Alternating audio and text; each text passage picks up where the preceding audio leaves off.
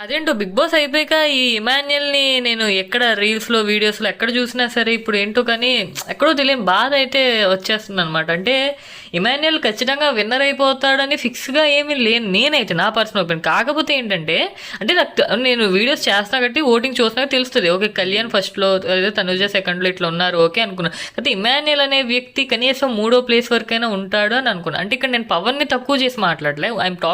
I'm only talking about Emmanuel అనమాట.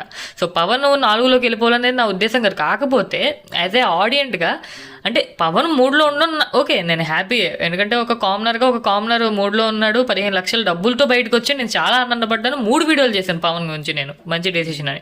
So అది okay పక్కన పెట్టి మీరు మళ్ళీ పవన్ ఫ్యాన్స్ ఎవరైతే ఉంటారో మళ్ళీ వాళ్ళని మిస్అండర్స్టాండ్ చేసుకుని ఈ ముక్క చెప్పా. సో ఇమాన్యుయల్ ఏంటంటే ఇమాన్యుయల్కి 4వ పొజిషనా అది న్యాయం కాదేమో. ఇమాన్యుయల్ 4వ పొజిషన్కి అర్హత ఉన్నవాడు కాదు అనేమో ఎక్కడో మనసులో అనిపిస్తుంది అనమాట నాకైతే. మరి మీకేమనిపిస్తుంది తెలియదు.